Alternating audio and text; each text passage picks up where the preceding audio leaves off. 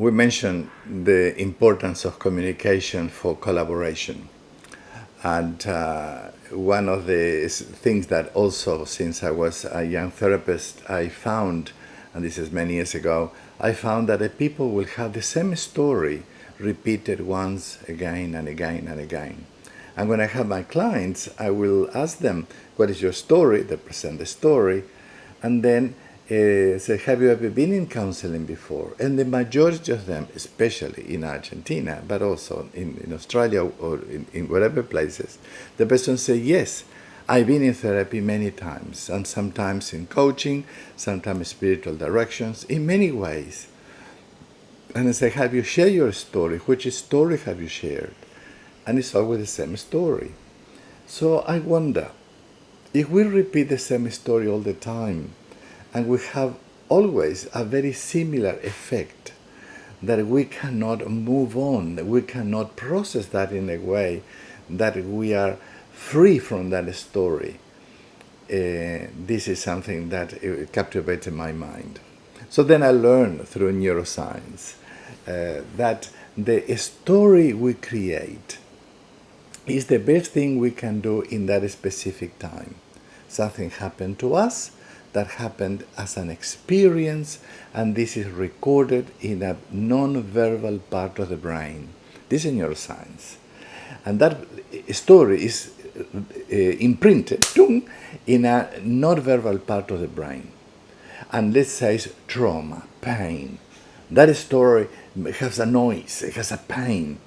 So that story goes to the frontal lobe of the brain, and the frontal lobe of the brain needs to create a story, a narrative. That narrative is like a container that contains me in that moment. And that story is the best the brain can do to give some comfort, some containment. And that story, because I create it, I own it, become very hard, very close to my heart, and very hard to change. This is what is called, Burton calls that, and Gazzaniga call this a sense of knowing. We create this sense of knowing, very hard to change. So in the case that I shared with you in the other video about that woman who was presenting her issue to her husband. And in that strong way, for him was a strong presentation, this woman is like this, but underneath there was another story. And the story how she felt.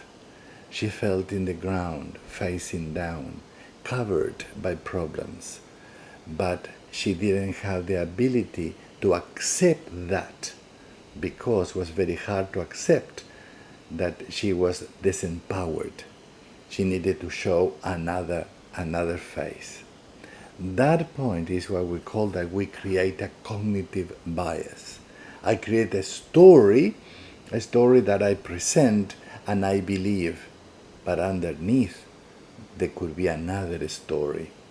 Very hard to find that story, the other story or the other nuances of the story verbally, because the frontal lobe of the brain maintains that story.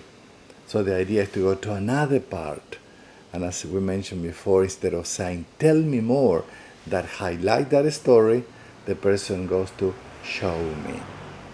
And that show me, most of the time, in almost 40 years of working with the play of life and also in psychodrama, it shows there are other elements in that story, sometimes so important, that can change the way I see that moment that I'm carrying in this way. So this, we call that insight. The insight in our life that is an essential part for us to be able to know better, and from that platform to be able to aspire a change.